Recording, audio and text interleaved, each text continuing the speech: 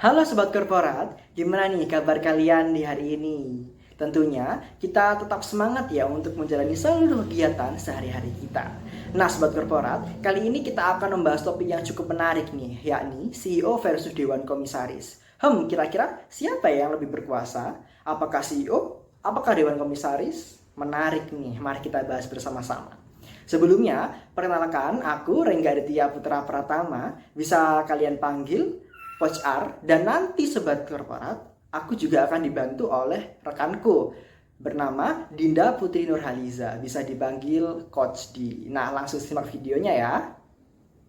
Nah, kali ini masih bersama Coach R ya, Sobat Korporat. Kira-kira Sobat Korporat ini sudah tahu belum apa itu definisi dari CEO? Nah, CEO itu merupakan individu peringkat teratas sebagai pengambil keputusan operasional di dalam suatu organisasi atau perusahaan. Nah, umumnya CEO itu dipilih oleh Dewan Komisaris dan seluruh kinerja perusahaan akan diawasi oleh Dewan Komisaris dengan meminta pertanggungjawaban dari CEO. Nah, Sobat Bisnis, karena kita sudah berbincang mengenai definisi dari CEO, sekarang kita akan membahas definisi dari Dewan Komisaris. Nah, Dewan Komisaris adalah posisi yang mewakili pemegang saham dalam sebuah perseroan terbatas. Nah, komisaris itu biasanya lebih dari satu orang, sehingga kerap kali itu disebut sebagai Dewan Komisaris atau yang bisa disebut dengan Board of Commissioner. Nah, setelah melihat dan mendengar penjelasan definisi CEO dan Dewan Komisaris, pastinya Sobat Korporat tidak boleh salah mengartikan lagi. Nah, Sobat Korporat, karena tadi kita sudah berbincang masalah definisi dari CEO dan Dewan Komisaris, pastinya Sobat Korporat ini ingin mengetahui ya, apa aja sih tugas dan tanggung jawabnya CEO dan Dewan Komisaris? Nah, yang pertama, kita masuk pada tugas dari CEO. Tugas dari CEO itu yang pertama itu menyatukan hasil-hasil yang memutuskan rencana jangka panjang suatu perusahaan.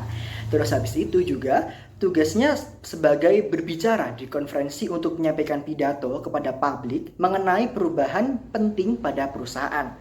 Terus habis itu juga mereka juga berpartisipasi dalam suatu acara komunitas, dan tugas yang terakhir yakni membuat laporan kepada Dewan Direksi. Lalu, tanggung jawab dari CEO yakni yang pertama menetapkan dan melaksanakan strategi perusahaan, terus juga membangun tim kepemimpinan eksekutif yang mencakup Chief Financial Officer atau CFO dan juga Operating Officer CEO maupun peran C-suite lainnya. Nah, tanggung jawabnya juga yakni mengambil keputusan alokasi modal perusahaan, menetapkan nilai-nilai, visi, dan budaya perusahaan, dan yang terakhir berkomunikasi dengan seluruh pemangku kepentingan.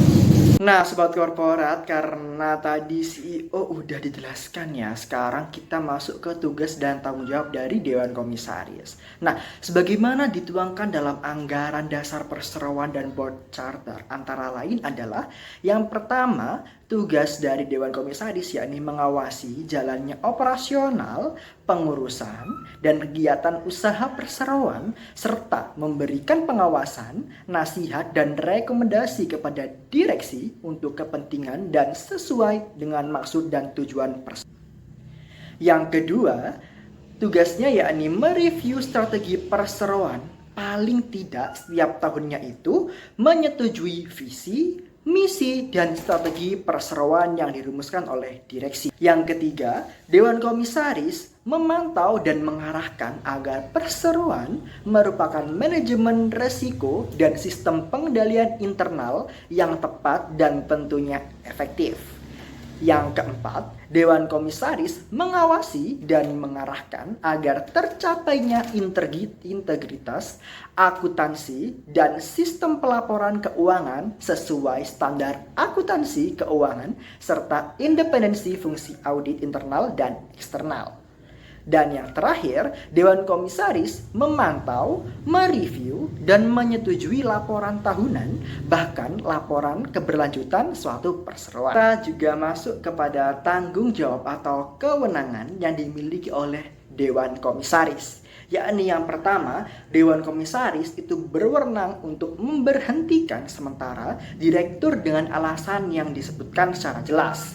Yang kedua, Dewan Komisaris itu dapat melakukan pengurusan perseroan dalam kondisi tertentu sebagaimana diatur dalam Undang-Undang Anggaran Dasar Perseroan dan atau keputusan RUPS atau Rapat Umum Pemegang Saham. Nah, keberagaman komposisi anggota Dewan Komisaris Perseroan menetapkan komposisi anggota Dewan Komisaris endorsement dengan memperhatikan keberagaman keahlian, pengetahuan, usia, dan pengalaman yang dibutuhkan dalam pelaksanaan tugas pengawasan dan pemberian nasihat oleh Dewan Komisaris. Karena tadi sudah dijelaskan oleh Coach R, sekarang giliran Coach C untuk membawakan studi kasus oleh Muhammad Naufal yang berjudul Pengaruh CEO Power terhadap kinerja perusahaan dengan peran komisaris independen sebagai variabel moderasi. Nah, yang melatar belakangi dari studi kasus ini adalah karena di tengah dinamika tata kelola perusahaan di Indonesia kini muncul kekhawatiran tentang keseimbangan kekuasaan antara eksekutif dan dewan pengawas. Dan yang paling sering disoroti itu merupakan CEO Power. CEO Power sendiri itu merupakan kekuasaan yang besar yang dimiliki oleh Chief Executive Officer dalam membentuk arah dan kebijakan perusahaan, khususnya ketika CEO tersebut juga memiliki kepemilikan saham dalam perusahaan. Hal ini berpotensi mengarah pada konflik kepentingan yang dapat merugikan pemegang saham minoritas atau bahkan kinerja perusahaan secara keseluruhan. Dalam konteks itu, Muhammad Naufal melakukan studi pada perusahaan-perusahaan manufaktur yang terdaftar di Bursa Efek Indonesia antara tahun 2009 hingga 2011. Ia mengamati bahwa meskipun banyak CEO yang sudah memegang jabatan penting di Indonesia, ternyata untuk kepemilikan saham ini masih tergolong rendah. Oleh karena itu, timbul pertanyaan, apakah jika CEO memiliki kepemilikan saham di suatu perusahaan, ia dapat menggunakan kekuasaannya untuk meningkatkan atau justru malah merugikan kinerja perusahaan ya teman-teman? Untuk menjawab pertanyaan itu, penelitian ini menganalisis hubungan antara kekuasaan CEO yang dilihat dari kepemilikan saham, kinerja perusahaan yang dilihat dari price earning ratio, dan di sisi lain terdapat kehadiran komisaris independen yang seharusnya berfungsi sebagai pengawas dan penyeimbang kekuasaan CEO. Hal ini juga diperiksa untuk melihat apakah mereka ini mampu mengontrol dampak kekuasaan CEO apa tidak. Namun hasilnya ternyata di luar perkiraan teman-teman. Kepemilikan saham oleh CEO ini ternyata tidak berpengaruh secara signifikan terhadap kinerja perusahaan. Komisaris independen juga tidak mampu memoderasi atau mengendalikan hubungan antara kekuasaan CEO dan kinerja perusahaan. Secara implisit, hal ini menunjukkan bahwa kekuasaan CEO di Indonesia mungkin lebih ditentukan dari struktur sosial dan budaya perusahaan daripada kepemilikan saham. Peran komisaris independen juga ternyata belum bekerja secara optimal dalam melakukan fungsi pengawasan di perusahaan-perusahaan ini. Nah, dari studi kasus ini dapat diambil kesimpulan, meskipun regulasi Good Corporate Governance ini telah diadopsi secara luas, namun ternyata praktiknya di lapangan ini masih belum cukup efektif teman-teman. Terbukti dari peran CEO yang masih dominan dan juga ternyata komisaris independen yang masih belum cukup kuat untuk menjadi penyeimbang yang strategis. Nah, dari studi kasus ini juga dapat dijadikan cermin penting bagi korporasi Indonesia untuk terus memperkuat pengawasan, transparansi, dan profesionalisme dalam manajemen perusahaan. Gitu teman-teman. Nah, sobat korporat, kira-kira setelah kita compare nih dari yang pertama definisi, kewenangan, hingga tugas dari CEO dan Dewan Komisaris, kira-kira menurut sobat korporat siapa yang lebih berkuasa ya di dalam perusahaan? Nah, benar sekali, yang lebih berkuasa adalah Dewan Komisaris. Meskipun tadi juga sudah dijelaskan oleh Coach Dia bahwasannya tugas dan kewenangan Dewan Komisaris di negara kita sendiri, negara Indonesia, itu kurang berjalan secara maksimal. Tetapi tetap saja nih sobat korporat, yang lebih berkuasa yakni Dewan Komisaris. Ibarat kita main permainan catur sobat korporat. Nah, CEO itu ibarat raja dalam sebuah permainan catur. Ia menjadi pusat dari segala pergerakan. Tetapi pergerakannya itu tidak bisa bebas, selalu dilindungi.